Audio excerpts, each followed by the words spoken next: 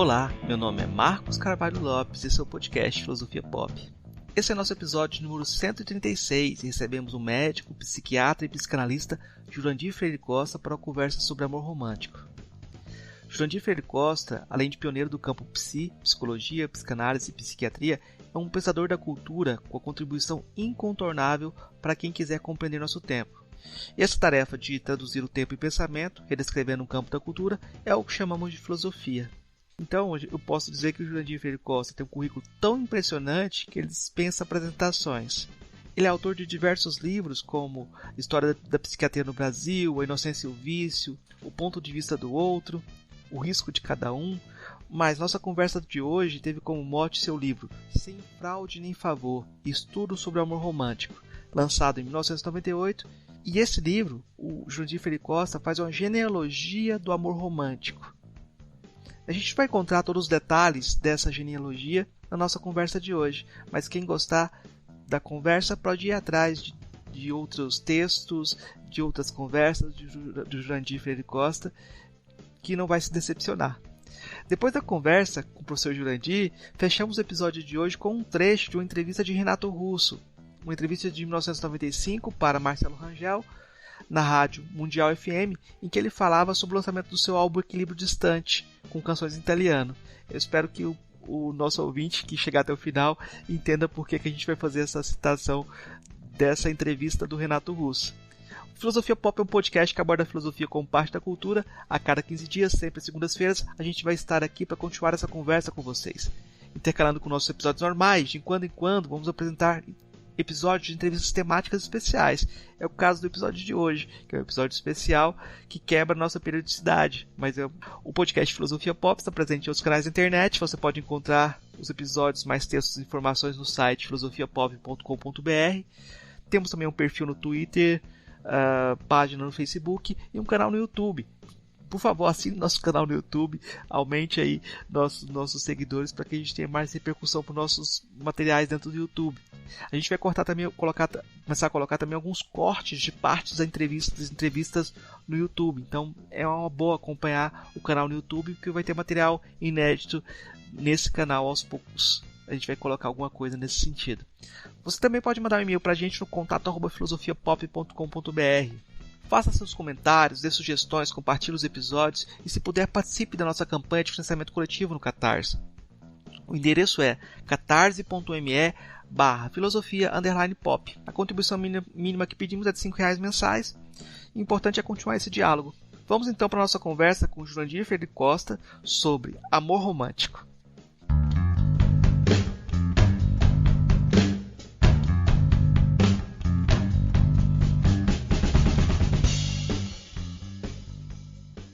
Hoje a gente recebe direto do Rio de Janeiro o psiquiatra, psicanalista, médico Jurandir Freire Costa, que é um dos nomes mais relevantes quando a gente quer pensar no país, no Brasil, e tem uma série de trabalhos, série de livros que são incontornáveis nessa tarefa, né?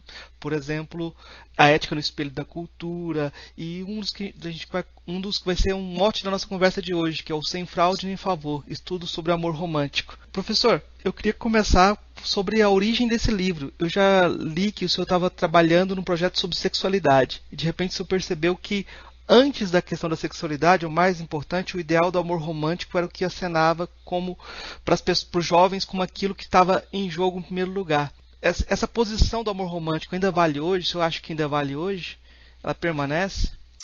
Olha, eu acho que hoje mais do que nunca, né? Porque minha hipótese é mais ou menos o seguinte, né? Quanto mais você esvazia o espaço público de relevância, quanto mais você atrofia o papel que as pessoas podem ter como agentes no mundo, ou seja, lançados no mundo que é comum, quanto mais você esteriliza o campo das ações coletivas, onde o que funciona, né, são os respectivos papéis simbólicos que cada um usa, quer dizer, professor, pedreiro, político, artista, ambientalista, o que quer que seja, Quanto mais isso é esterilizado, quanto mais isso é desqualificado, quanto mais isso perde interesse, mais existe uma espécie de refluxo narcísico das pessoas para as fantasias de realização interiores, para o mundo privado. E nesse mundo privado, você não tem muita saída. Ou é a idealização da família, dos filhos crianças, sobretudo em particular, ou a idealização do romantismo amoroso, né? Já que a sexualidade se tornou uma moeda corrente de interação. Não tem mais tabu, não tem mais encantamento, não tem mais ritual de aproximação ou de descoberta do sexo, né? Em contrapartida, o romantismo amoroso aparece como o último refúgio no mundo sem compaixão, no mundo estéril de encantamento, que nós somos, mais ou menos, fomos e continuando sendo, né, dissuadidos a acreditar que a gente nasce, sobretudo, para ser lançado na vida, cuidar do mundo e deixá-lo para as futuras gerações. A gente é uma geração narcísica. Então, eu penso que o que valia naquele período, há mais de 20 anos, então 20 anos mais ou menos, o texto é de 98, mas o material foi de 94, quando eu estava escrevendo sobre sexualidade e AIDS, né, que foi uma espécie de achado colateral, que era aquele desencanto em garoto, quer dizer, garota. Mas, bom, eu acho que continua, né? Continua e talvez continue hoje num cenário de desalento maior. Eu fiz um trabalho dialogando com a obra, com essa obra e também com a obra do Renato Russo, da Legião Urbana. E nessa época, nesse mesmo momento, nos anos 93, 92, ele percebeu como o amor romântico virou tema das canções populares, tomou conta das canções populares, no momento de ascensão de uma posição mais autoritária em termos políticos.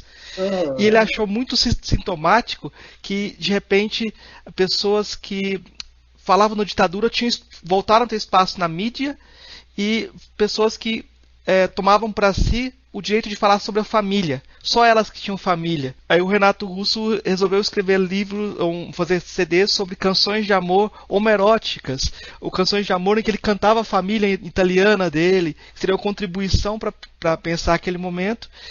E também ele começou a dar declarações públicas falando sobre o luto da ditadura, como o luto da perda de um amor, como isso não tinha sido vivido, e era necessário que a gente vivenciasse isso por completo. E apesar de eu estou contando essa história porque esse livro seu me fez raciocinar pensar sobre o Renato Russo, né? E quando eu fui me preparar para essa conversa de hoje, eu fui justamente assistir Amarelo. Ah, tá. Uhum. E eu queria te do Emicida? Do Emicida. E eu já vi você conversando sobre Amarelo. E eu queria perguntar justamente sobre como você vê o amor encenado em Amarelo. É uma coisa diferente que está ali, desse amor romântico? Como é que você avalia? Olha, eu acho porque à medida em que... Bom, todo amor é idealizado, aí não tem como, né? É idealizado no sentido da gente magnificar uma pessoa, que é o objeto de amor, a partir de um traço, né? Que é um traço, às vezes, trivial. Até aí, tudo bem, entende? O problema é quando isso começa a monopolizar o sentimento do mágico, do encantamento, do êxtase, né? Porque você fica, então, dependente de uma só figura psicológica e emocional, que é o apaixonamento romântico, para poder sentir que sua vida está realizada. Enquanto que todo o resto existe uma espécie de degradação da importância de tudo mais. Fora daquilo, o que existe é um cenário absolutamente cinza, né? É um pouco o diálogo até que eu citei no início de Sem Fraude Nem Favor, que é de um filme onde o Lou está falando com um colega dele, outro professor de Oxford, né? E ele pergunta para ele, né, se ele já amou, ele diz, bom, eu vivo minha vida, o que é que isso tem a ver com viver e continuar vivendo? E ele olha para ele como se fosse efetivamente um zumbi, né, um morto-vivo, que não tivesse aquilo. Pois bem, esse nível de idealização é próximo do que eu chamo de fetichização. É você, de fato, dar um peso, uma capacidade de fascínio, uma capacidade de preenchimento da falta do sujeito, que em absoluto corresponde à realidade e à pluralidade da nossa vida. É o que acontece, eu acho, em nossas sociedades fragmentadas, nossa sociedade de desigualdades múltiplas, um pouco perdida, sem horizonte de redenção.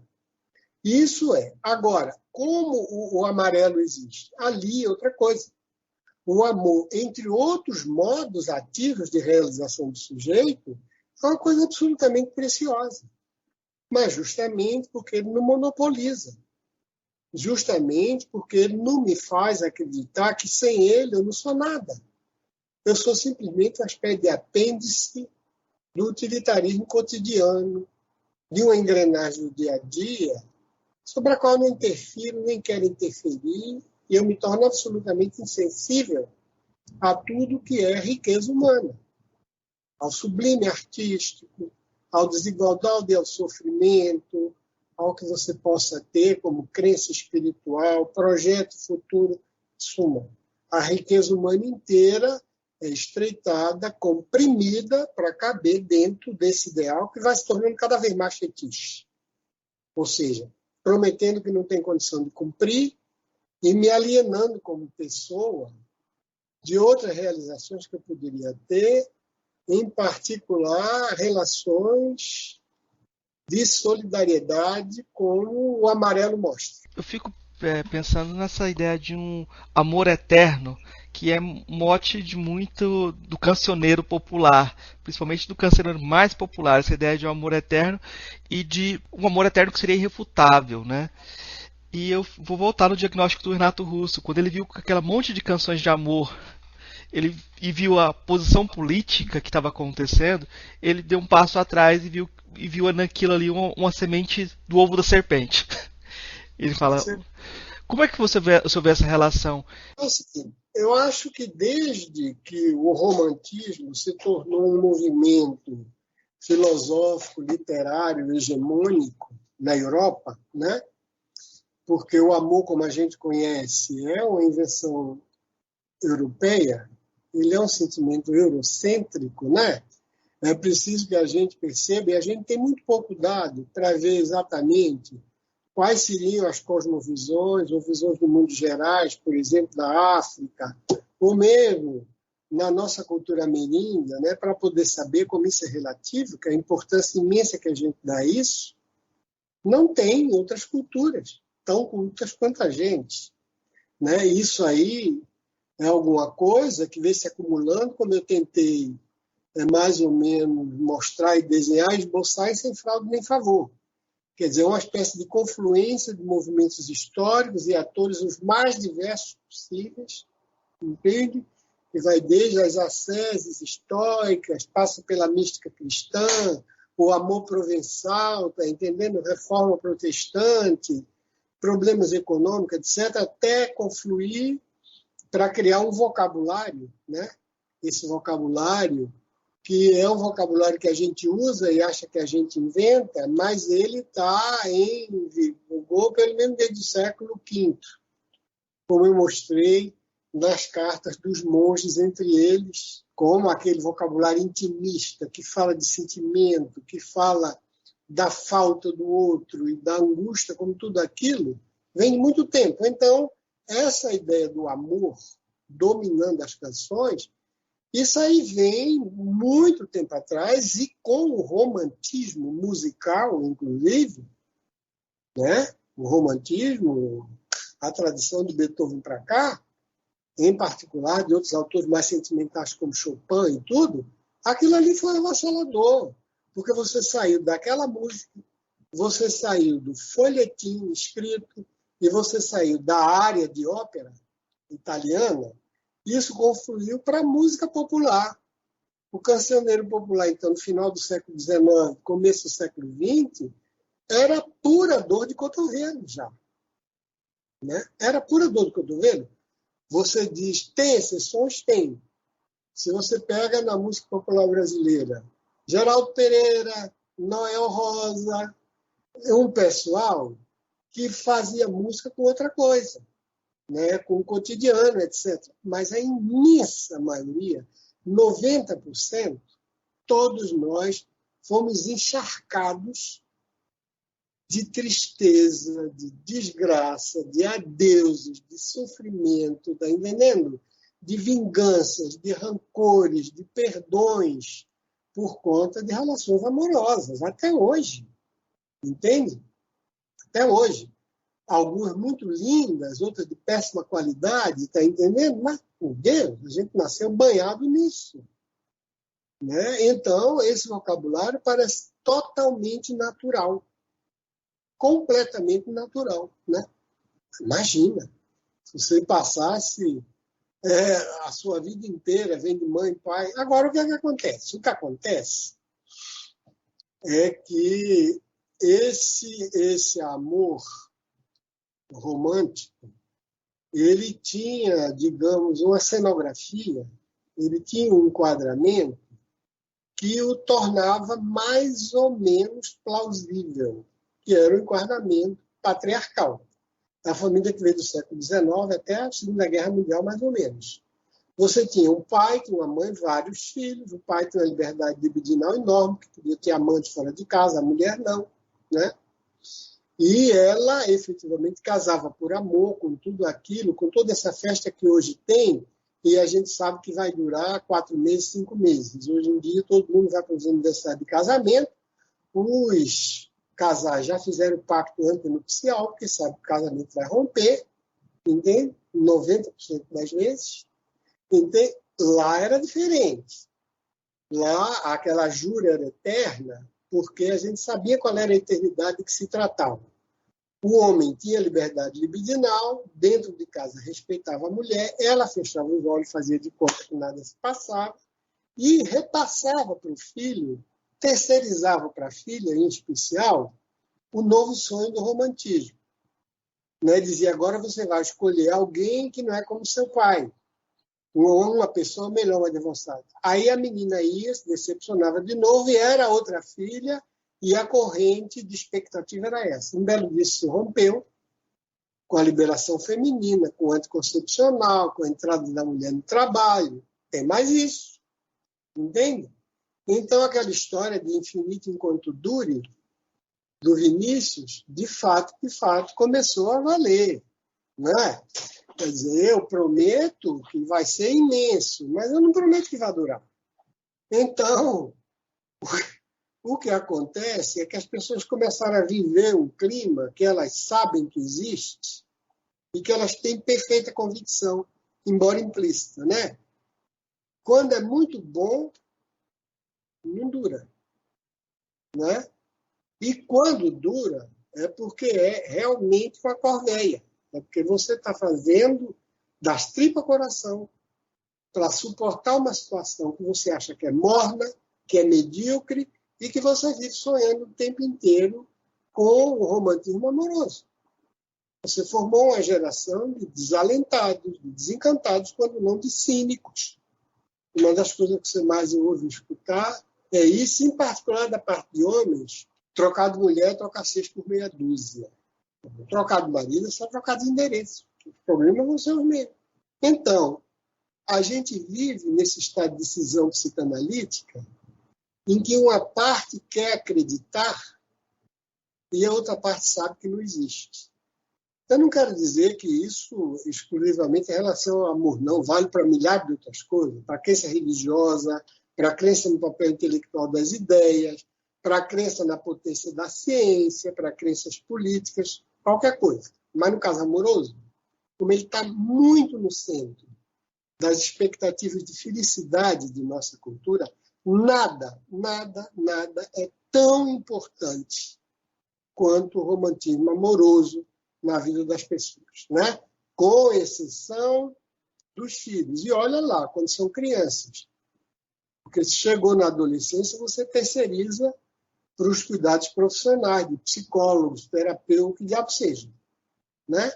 Os filhos, sim, porque se você quiser, uma espécie de transformação, de transposição narcísica imediata. Você projeta tudo aquilo, todo o amor que você gostaria de ter pelos outros, todo o amor que foi frustrado, tudo aquela criança ali é objeto e aceita, né? Então, esses, de fato, têm uma importância muito grande. Agora, esses aí, inclusive, vão crescer, e ao crescerem, provavelmente vão ter um pai que não é mais o dele, ou uma mãe que é padrasto ou madrasta.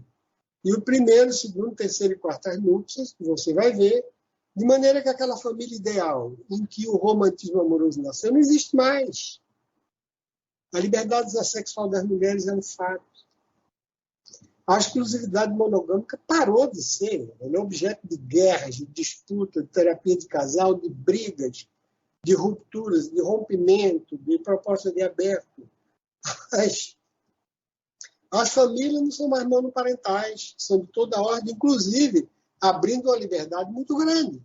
Você começa a ter pais sozinhos, mães sozinhas, né? Pais, quer dizer, do mesmo sexo, tá entendendo? Pais, casais transgêneros, quer dizer, tudo mudou.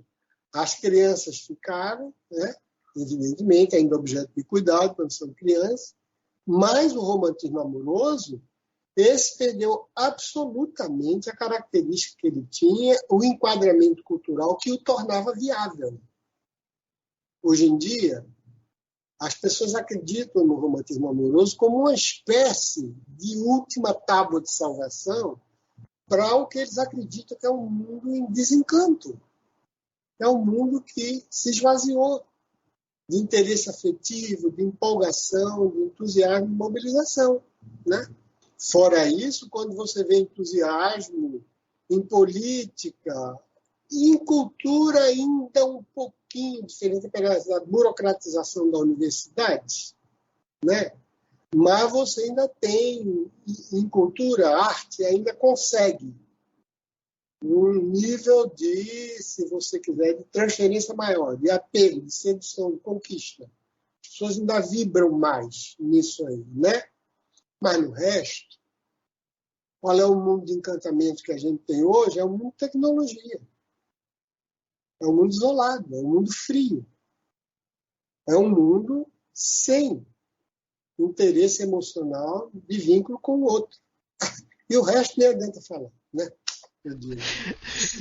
A gente vai chegar nesse resto aí que é o que sempre nos assombra. Mas eu tô lembrando aqui, já que eu citei o Renato Russo, ele tem uma canção que ele pergunta quem inventou o amor, e ele fala que a gente está sempre sonhando em encontrar alguém que venha nos dizer quero ficar só com você. A pessoa que vem nos dizer, você não vai dizer para ela. Esse que talvez parece ser o grande drama, né? Porque a pessoa idealiza o amor romântico, mas é o outro que tem que ceder. Ela não está disponível. Não é porque o amor romântico é para amar o bebê narcísico que nós nos tornamos, né? Nós somos muito pouco capazes de transigência, de negociação, e mesmo porque negociação humana só no círculo do amor romântico é muito estreita. Não tem 36 nem 59 maneiras da gente amar outra pessoa, não. A gente não é tão inventivo desse jeito. Agora eu digo, tem bilhões de maneiras da gente imaginar mundos diferentes. E a prova está aí. Né? A prova está aí. Eu acho que essa hiperconcentração numa figura só, como sendo uma espécie de fonte de felicidade e de sentido para a vida, isso é tóxico. Isso é tóxico. Né? A gente tem os amigos, a gente tem a profissão, a gente tem o horizonte cultural de vida, a gente tem a autorrealização. Tem outras pessoas que a gente quer bem, está entendendo? Hoje em dia, inclusive, o mundo se tornou plural, pelo menos para alguns, que não são párias ou refugiados, como Bauman diz, né? Que pode circular, em que você tem coisa para ser descoberta. Meu Deus do céu! Sem interesse em espiritualidade, em ciência, a política precisa ser renovada cotidianamente, valores culturais também, solidariedade, está entendendo? Expansão, se você quiser, da categoria de humano, né? No que a Judith Butler chama de chorabilidade, ou seja, o passo para que todas as vidas importem, entende? Tudo isso são coisas que podem vir a nos emocionar. E a gente reflui de tudo isso em troca do sonho do amor romântico e de corredores de shopping center. Então, evidentemente, tem amor que aguente uma demanda dessa. Isso é neurose. Neurose. Né? O amor, efetivamente, é uma emoção extremamente rica. Mas se ela estiver num ambiente rico, né? Se você botar um casal amoroso no deserto do Saara, daqui a pouco um vai estar jogando areia no olho do outro. Né? Precisa que a gente tenha oxigênio, que a gente se renove. Porque aí, quando aquela paixão e o extremo da paixão amorosa ceder porque cede, a gente não aguenta essa idealização, paixão romântica no auge ter algo de paranoico, porque o outro me habita de tal maneira que eu não posso me livrar dele e eu só desejo isso. Ao mesmo tempo que eu quero que ele pense o tempo todo em mim, ela pense o tempo todo em mim, aquilo é incômodo, porque eu não dou um passo sem que a figura da pessoa não esteja ali, e se ela não me responder de imediato o WhatsApp que eu mando por 5 minutos, a minha cabeça já vai sair de onde eu estou. Eu posso estar dirigindo tráfego aéreo, corre o risco de avião bater. Esse tipo de troca, de esvaziamento de identidade, né? Freud chamava de hemorragia narcísica, mas esse fluxo, isso não pode continuar. O esforço psicológico desse é incompatível com a permanência. Mas se eu vivo no mundo rico, isso pode baixar essa voltagem e ainda assim eu encontrar encantamento no meu parceiro, né? Erótico, sexual, de parceria, de simpatia, afinidade comigo, dos dois juntos no mundo, encontrando as coisas, fazendo a coisa, tendo coisa para trocar. Isso, eu acredito, é qualquer coisa mais ou menos como aquelas relações amorosas no Amarelo, como elas eram mostradas no meio disso. No meio de descoberta de parceria amorosa, no meio de descoberta de revalorização da vida humana, né? Pela luta contra o preconceito, no meio da inovação, no meio de coisa linda dele, de retomar a tradição, de valorizar a própria história da arte dele, né? Ali, eu acho, aquilo é o terreno fértil dos amores. Porque não são duas pessoas numa solitária se entredevorando. Né? Aí eu acho que é perfeitamente possível. A gente pode tentar fazer isso num mundo mais amigável, num mundo que não seja tão hostil quanto o mundo que a gente está tendo, de maneira geral, hoje em dia, em particular no Brasil. Quando a gente fala de amor, ele tem uma polissemia muito grande, mas um filósofo muito interessante, que é o Cornel West, ele fala que o amor aparece em privado como ternura e em público como justiça. E é uma imagem muito bacana. E ele está pensando também na ideia do amor, como os cantores negros americanos cantavam amor, mas cantavam Deus ao mesmo tempo.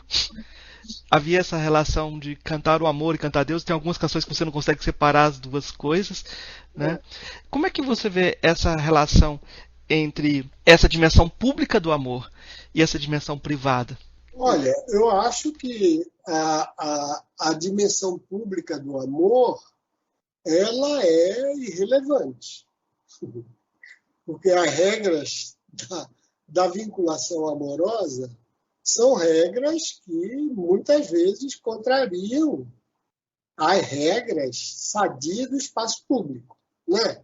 Lembro de uma cena, que você é novo, não lembra, mas para a gente ficou marcante no melodrama do Michael Curtiz, que se chama Casablanca, e que é um filme que celebrizou um par, que era Humphrey Bogart e a Ingrid Bergman, né?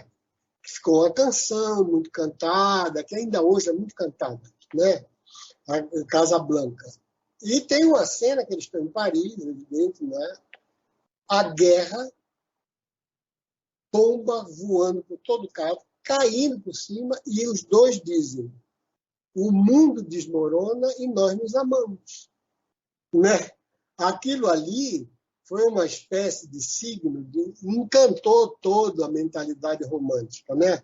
A cena do Humphrey Bogart da Ingrid Bergman, né? Ora, esse tipo de sentimento é o sentimento mais antipolítico, mais antijustiça social que se tem. E é uma coisa que você justifica. É uma coisa que, se você vai aplicar o caráter de justiça, em geral também justiça é um termo polissêmico, o que é justiça? É autonomia, é igualdade, né? A gente já vai efetivamente entrar numa seara complicada, mas claro que o amor permite certas coisas, por exemplo, que você é capaz de justificar e que são injustificáveis publicamente. Se eu quiser fazer com que o amor, por mais torto que seja, vá servir de régua, de metro, para julgar coisa pública, eu posso cometer erros absurdos em matéria de desigualdade, de injustiça, de discriminação e de falta de reconhecimento. Eu não posso, sinceramente, achar que é terrível se um pai ou uma mãe esconde um filho que cometeu um crime. Nega. E viu, está entendendo? Um marido e uma mulher. Né? Você vai dizer, bom, eu acho que isso é uma coisa perfeitamente inteligível. Entende? Então, eu acho que isso é da esfera efetivamente privada. Eu acho que tem regra de satisfação, de concessão, do que você dá certas posições amorosas, que você pode dizer, aquilo ali ele cedeu demais, por exemplo, né? Do lado da vida pública, seriam inaceitáveis, seria uma concessão, está entendendo? Que ia desequilibrar a balança social. Né? Eu posso aceitar que o filho com a mulher com o marido, por exemplo, está entendendo? Minta mil vezes. E eu persisto, insistindo, investindo. Eu, como profissional, quem é, você ou outro, a gente sabe que isso existe, né? E, no caso, é uma virtude, não é um vício. Se o menino vai tomar droga, engana, mente um dia, mente dois, mente três, o pai volta ainda a dar um crédito de confiança, e volta a dar um crédito de confiança, sua mãe de novo, você entende isso como força do investimento, né? Como capacidade de você, de uma donatividade, de uma dadivosidade, de quem integrou bem a função paterno-materna. Do lado de fora, se ele fez isso, ele vai ser demitido. Eu não quero ele na minha equipe. Né? Então, eu acho que não há muito como você fazer valer as mesmas regras. Eu acho que o equilíbrio e a maturidade está na tensão que existe entre o desempenho público que a gente pode ter, aí no caso como cidadão de maneira genérica, desempenho fraterno, de sororidade, de igualdade em todos, e do lado de cá, onde é o terreno da desigualdade, do privilégio, onde é o terreno, né, você quer, das exceções feitas, as regras, etc., etc., esse é o terreno do amor. Ele é capaz de dar coisas enormes. Eu não conheço nenhuma outra situação humana em que você diga, você está disposto a morrer para que essa pessoa viva? Só conheço uma situação que é de pai para filho. Pai para filho. Né? Onde a pessoa se coloca efetivamente em segundo lugar diante daquela vida que está ali. Isso eu já ouvi várias vezes. Então, essa regra é uma regra que vale para aquele espaço do íntimo, né, para o espaço do amor, aí eu estou falando amor paternal, filial, maternal, e o mesmo amor de casal, né? Então, você vê essa disposição, ama a pessoa, então eu vou morrer na tua frente, o cara atira, eu me atravesso, morro, e fica, vai ser todo o cinema romântico, todo o melodrama, toda a canção, colocou isso aí, né? E na vida pública eu quero equidade. Eu quero balanço, né? Eu quero um equilíbrio que permita a todos se exprimir da melhor maneira possível, com o colorido que a vida tem. Então, eu acho, de novo, que o que aconteceu foi que a vida pública se esvaziou, o amor quis invadir a vida pública, em vez de se tornar público, ele se tornou indecoroso, ele se tornou publicitário, ele se tornou despudorado, tá entendendo? Ele se tornou BBB. Era alguma coisa que deve ser vivido no íntimo, é alguma coisa que a gente tem que encontrar, né?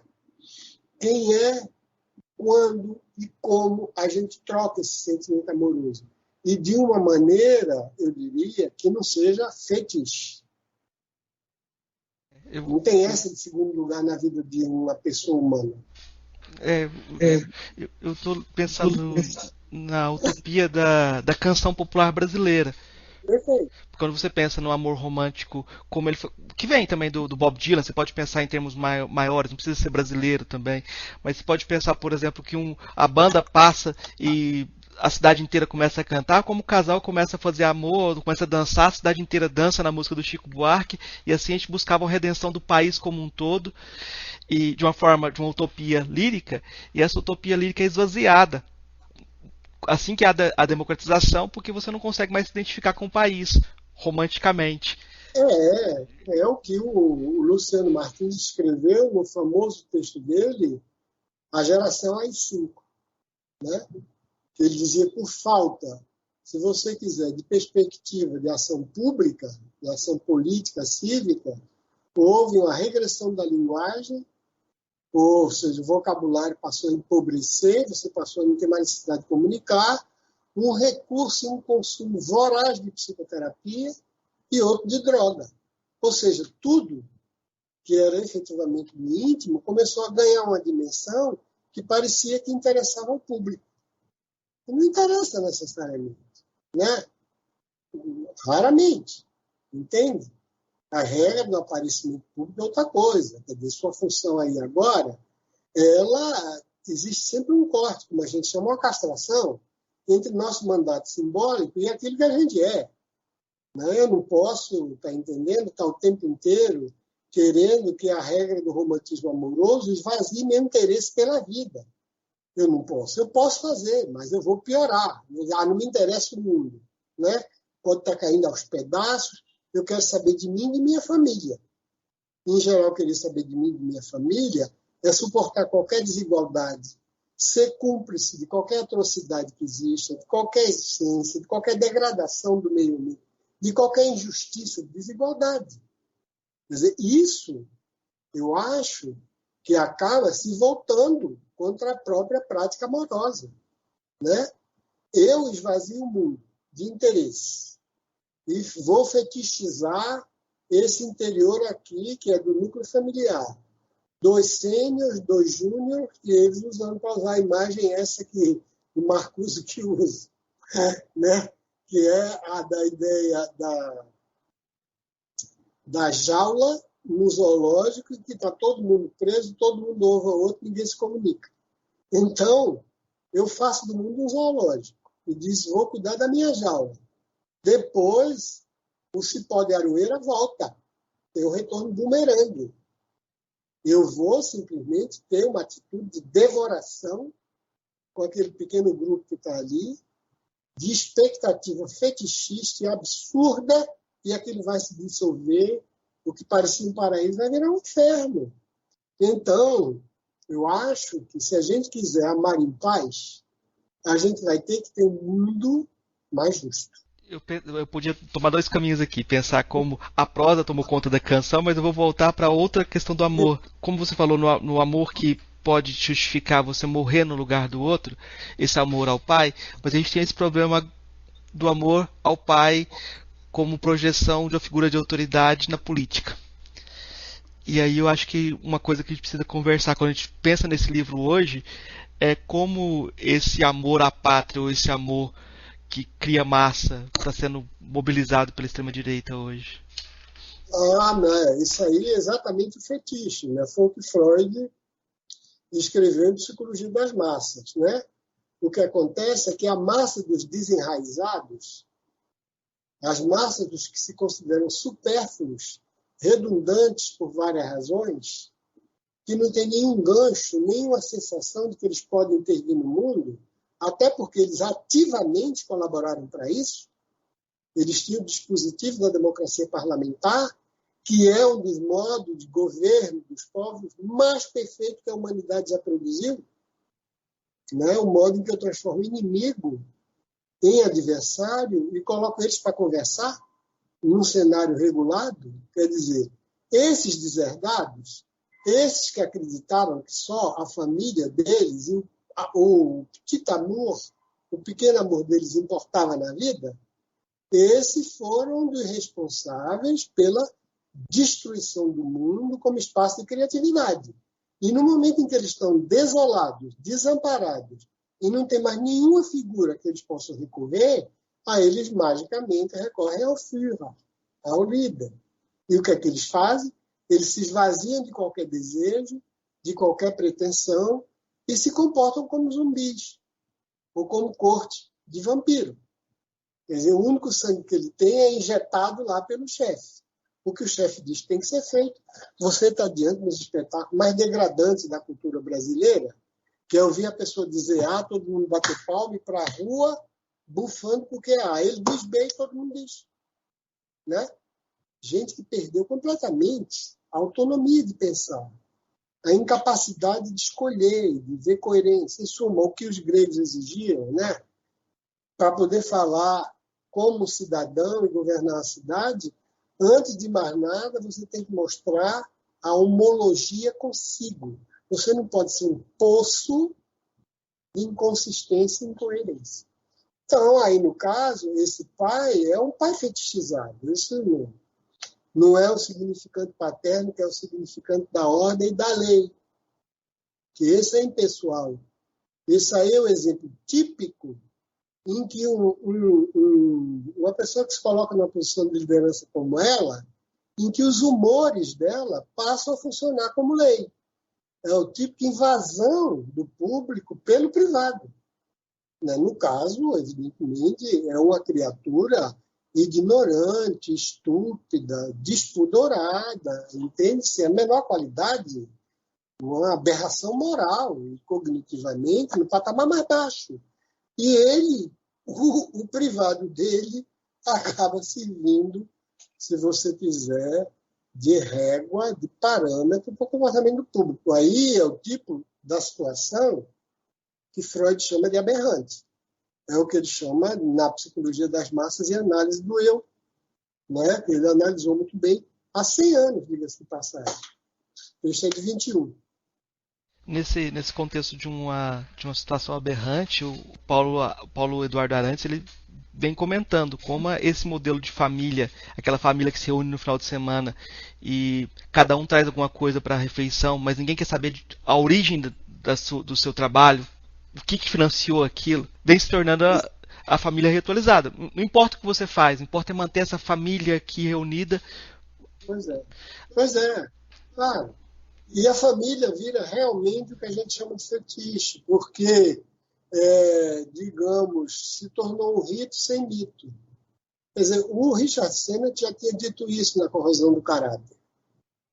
Quando ele analisou, ele fez um livro magnífico chamado O Declínio do Homem Público, depois ele publicou outro, foi a Corrosão do Caráter, em que ele analisou, numa primeira etapa, um padeiro italiano migrante em Boston, depois o filho do padeiro. Filho do padeiro que tinha se tornado um executivo numa multinacional com ganhos astronômicos. Esse filho do padeiro, ele tinha vários casamentos, já não tinha nenhuma vinculação com nada, e ele continuava falando de família como se fosse aquela família da infância dele. Não tem mais referente essa família que a pessoa fala hoje em dia, e que em nome dela vive acusando A, B, C e D, de ser anormal, de ser desviante, de ser isso, aquilo, outro, né? Como esse moralista de sarjetas fazem, uma série de outras pessoas, entende? E isso tudo, digamos, é uma ficção Quer dizer, é uma ilusão nociva, nefasta. Eles falam de qualquer coisa que eles não conhecem, nem sequer têm intenção de ter, e estão agindo para destruir. Né? E essa família é família baseada em autoridade, baseada em respeito aos mais velhos, em escutar a tradição, em renovar a moralidade, mas levando em conta os pilares. Né? Eu quero dizer, renovar a moralidade, mas levando em conta os pilares. Se a gente tem uma ética secular que diz que a pior coisa que se pode fazer ao outro é atentar contra a sua integridade física e moral, eu posso relativizar o que é um ou outro, mas eu nunca posso ser a favor de assassinato, de extermínio e tortura. E contra humilhação, eu nunca posso ser a favor de humilhação, de desigualdade, de assédio, de escravidão. Então, a moralidade que efetivamente, né, que é do adulto, que quer efetivamente replicar isso para que as novas gerações tenham acesso à riqueza da qual ele desfrutou, tem responsabilidade com isso. De hoje em dia, não. Eles são, em boa parte, cínicos. Né? Tanto faz, pode ser que uma pessoa como essa, tão destrutiva, se eu estiver ganhando dinheiro, eu estou apoiando. Está aí as pesquisas que me mostram. Né? Que é uma coisa, a meu ver, absolutamente escandalosa. Absolutamente escandalosa. Né? Uma coisa que chamou atenção esses dias na CPI, por exemplo, foi o uso da palavra narrativa. E eu fiquei pensando de como, de certa forma, o Hort acertou, mas errou, porque a sociedade brasileira virou uma sociedade ironista de ponta a ponta. Um amigo meu do Rio de Janeiro falava assim que na Tijuca todo mundo é ironista, mas ninguém é liberal. Pois é, tem isso, né? Agora, sobretudo, o ironista, né, do qual ele falava, aquele que diz que todos os vocabulários são mortais, né, ele dividia muito bem o que ele conhecia, que era aquilo que era adequado à vida privada e aquilo que era adequado à vida pública. Do lado de a autorrealização pessoal não pode ser confundido com justiça e decência. E isso tem limite. Né? O limite que ele dava da Judith Clark, né? Eu não posso atingir a integridade física do outro nem brincar com sua dor moral. Quer dizer, isso era uma barreira extremamente forte. Né? Agora, quanto à ideia de que ele dava de redescrições, né? Que o pessoal do Derrida e tudo chamava mais de narrativa, por causa do Paul Ricoeur, né? Que vinha daquela tradição de Heidegger, aí, de fato, o que existe, esse abuso, isso não é propriamente redescrição, nem narrar, é mentir. Isso é outra história. Ninguém nunca disse que mentira é renarração, redescrição. Mentira é mentira, em qualquer linguagem que ela seja emitida. Está entendendo? É distorção da coerência dos fatos e das versões. Quer dizer, isso aí não, isso é política de gangue, isso é política de máfia. Né? Não é questão de narrativa. Se uma pessoa vê uma notícia completamente estúpida e ela adere àquilo, né, ela não está optando por uma narrativa. Né? Quando a gente pensa no trabalho que, por exemplo, dá de você refazer uma narrativa sobre alguma coisa, você tem não só aqueles exemplos claríssimos de Derrida, tudo aquilo que o Hort escreveu, mas mais modernamente, o Achille Mbembe. Ele está fazendo uma narrativa sobre o que é ser negro. Maravilhosa. Ali você vê. Ele está dizendo, está vendo? Para ser negro, é preciso que você tenha inventado uma África, que não existe. É preciso que você tenha descrito uma ontologia baseada em tipo físico, está entendendo? É preciso que você vá perder capacidade de perceber qualquer originalidade dos atores históricos. É preciso que você homogeneize uma história absolutamente, está entendendo? Diferente, diversa do que foi a escravidão. Aí sim, eu estou construindo uma narrativa para poder dizer, como James Baldwin, né? Eu sou negro, sim, mas eu não sou seu negro. Entende? No romance dele. Aí é uma narrativa, aí é renarrar. Agora, mentira é mentira, em qualquer paradigma narrativo que for. Né? Nessa questão da identidade racial, eu pensei no exemplo da Toni Morrison, do Amada, para pensar a relação entre violência e amor. Porque na Amada é um exemplo paradigmático de a mãe que mata os filhos porque não queriam vê-los escravizados. Uhum. E aparece também no Vô Vivêncio, da Conceição Evaristo também, que Aí eu não ah, conheço. ela também coloca o avô como tentando ele matou a esposa e acabou cortando um dos braços, não conseguiu se matar. Mas seria um exemplo que a gente pode dizer que teria esse elemento de amor pelo outro. É possível uma violência amorosa? Pois é, né? Esse aí é um tema que, é claro, você está buscando agora na Toni Morrison, e na Conceição Evaristo, que eu não conheço, mas que você já tinha isso, se você quisesse, de maneira brilhante no autor de segundo time da literatura universal, mas de quem eu gosto, tanto assim que aproveitei para o ponto de vista do outro, eu peguei a obra dele toda, literária, romance, que é o Graham Greene. O Graham Greene, mas ele diz o tempo inteiro, quer dizer, né? Ele tem, inclusive, frases lapidares. Ele tematiza o amor a Deus, o amor ao outro, o amor à mulher, o tempo inteiro. E tem uma frase dele, notável, em que, no caso Liquidado, é um dos romances menores, não é daqueles melhores, não, né? Mas em que o cara está trocando confidências com o outro, né? numa floresta no Congo, ele estava sempre desterrado, todos os romances dele são na periferia do mundo, né? Nunca é no centro. Ele tem esse efeito de extase, de estranhamento. E numa conversa com o outro, falando sobre amor, de mulher, etc., e um diz para o outro sobre o amor: olha, quando minha mãe dizia eu te amo, eu escutava mãos ao alto. Quer dizer, você veja o registro do que pode ser, está entendendo? Da mesma maneira, no outro romance, O Cerne da Questão, ainda é mais dramático, tenso, ele chega a ser melodramático, é por isso que as pessoas não gostam dele, mas ele é um frasista e ele tem imagem muito pregnante, né? Sei que não é Faulkner, não é nada disso, mas não é Machado. Mas, de qualquer maneira, isso que você está dizendo, o amor é desse mundo, ele pode fazer mal. Entende? Ele tem pé de barro. Né? Eu disse isso na introdução, não me arrependo não sem fraude nem favor. Ele tem endereços exclusivos, ele tem sala VIP, está entendendo? Quem pode ser amado ou não. O amor não é essa pureza, não. Ele não é cego e míope. Ele escolhe, ele tem propósito, ele tem carga narcísica, está entendendo?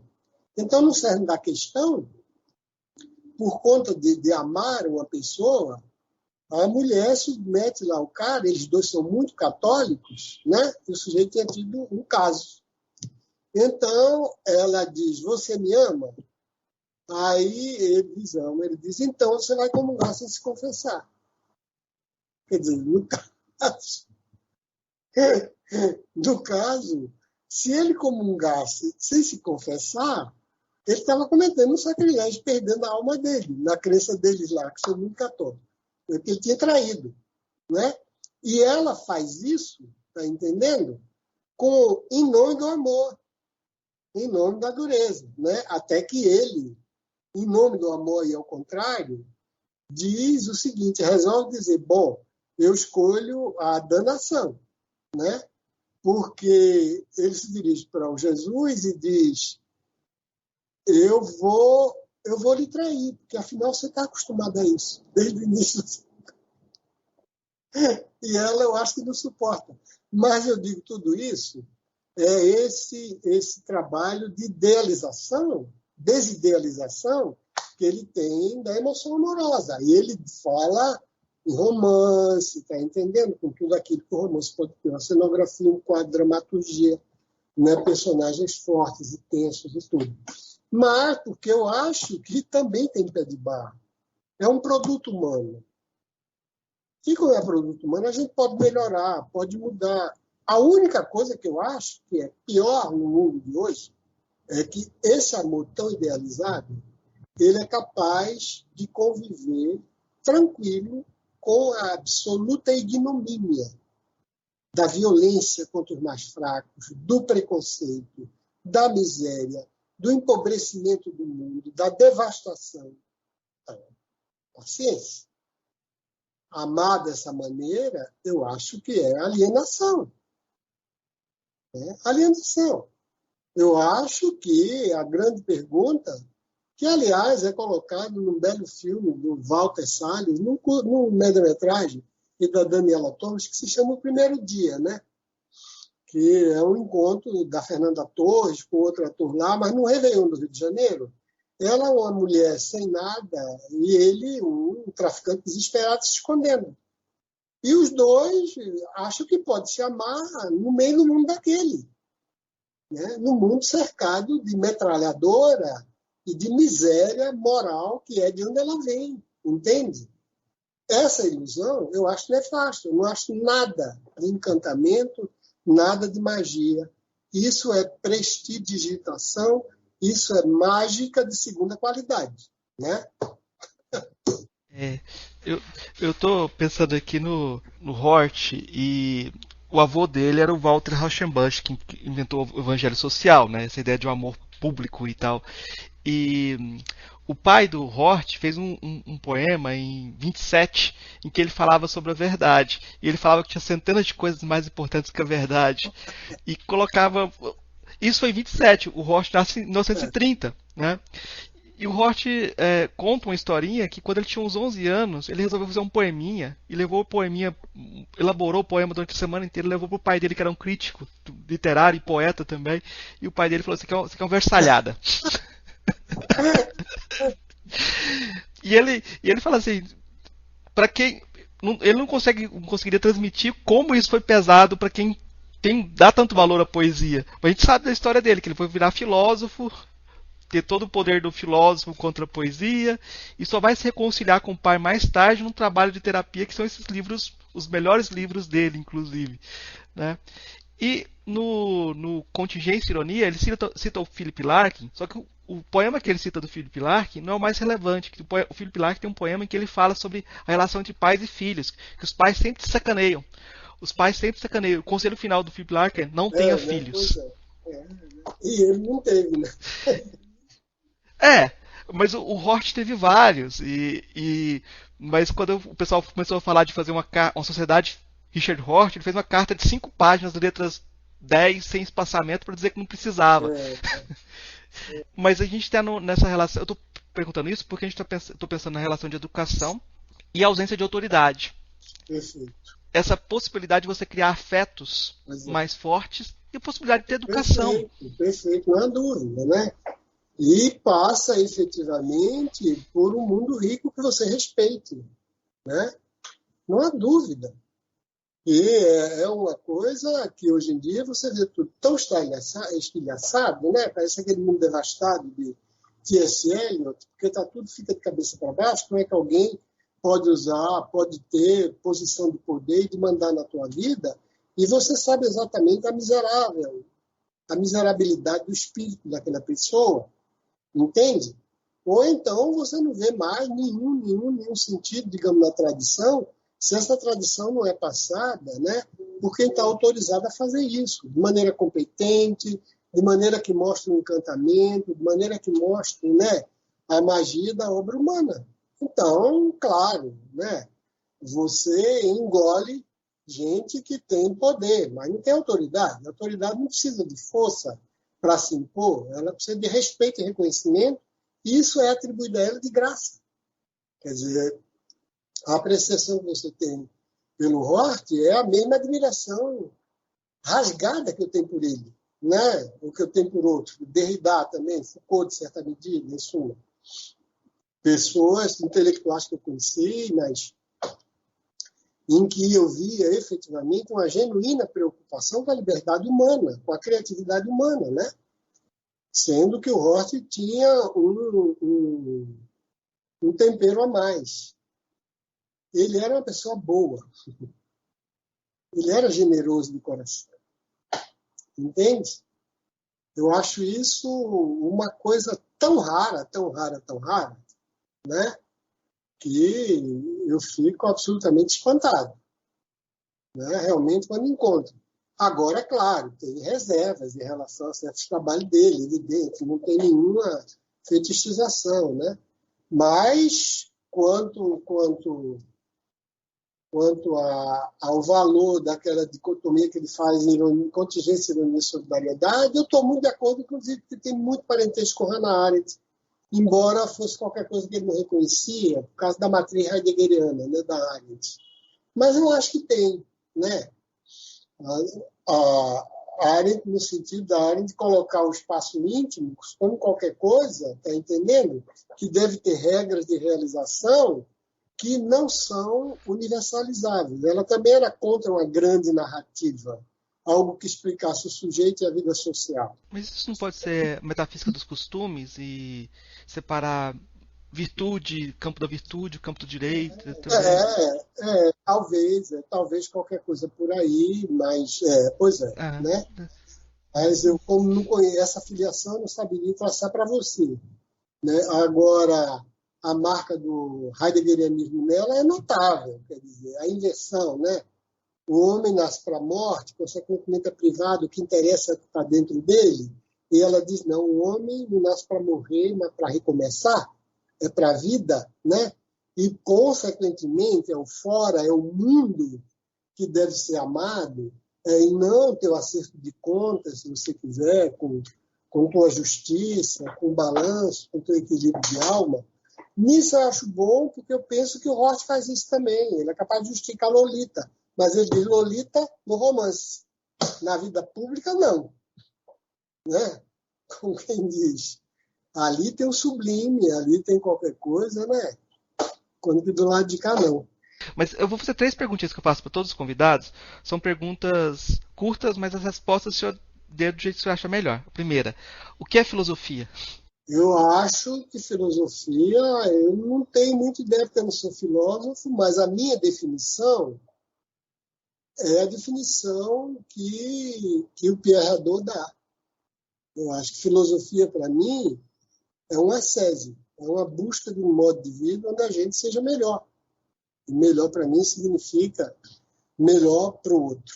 Das filósofas ou filósofos que você conheceu pessoalmente, qual foi o que mais lhe impressionou? Olha, eu vou botar os dois passo a passo, porque um eu não posso dizer que me impressionou mais do que o outro, né? Porque, pessoalmente, eu conheci só dois. Quer dizer, embora tenha seguido Derrida muito, né? Mas eu conheci o Foucault e o Hort. E aí são figuras que, com tradições diversas, eu colocaria como tendo me impressionado enormemente pelo gigantismo intelectual, pela erudição, pela cultura, sendo que o Hort, no meu caso, tem um bônus. O Hort era uma pessoa boa, eu repito.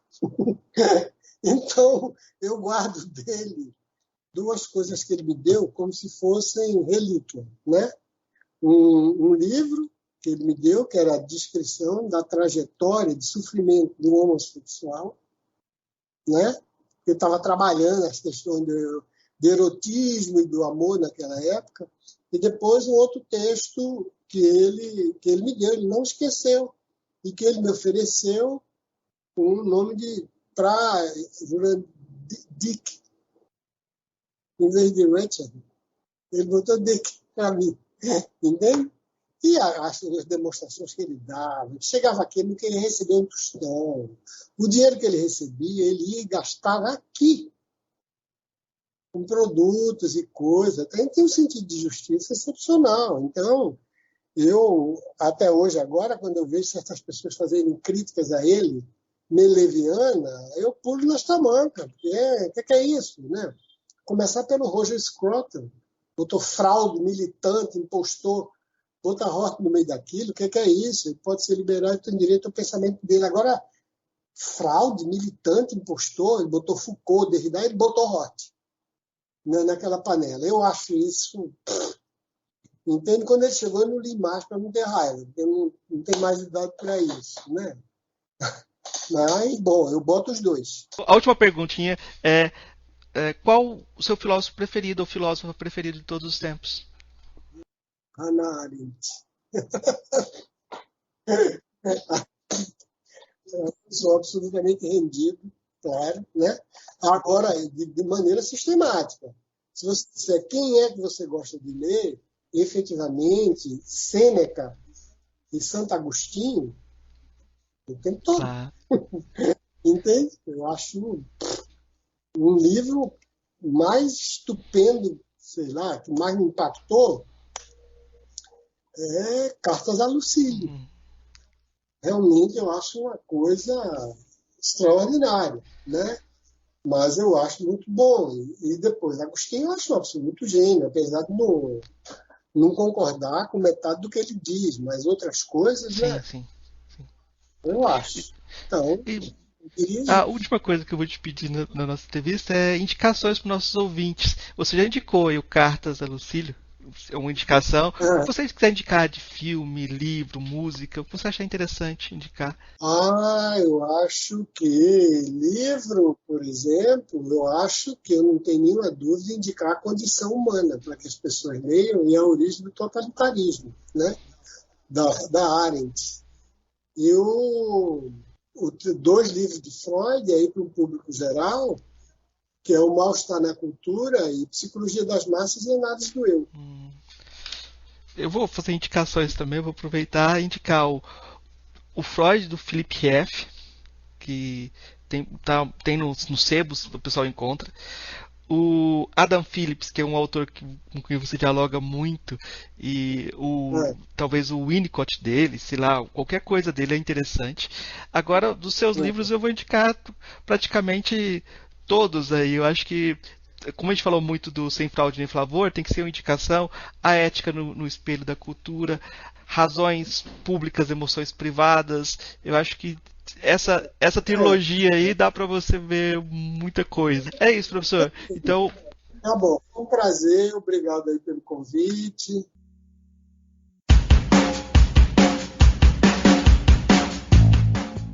A questão da família, eu acho que a família é uma coisa muito importante. Para mim é muito importante porque é o que me segura. Quando eu tô com dúvida ou quando eu tô alegre, assim, eu gosto de compartilhar as minhas emoções com a minha família.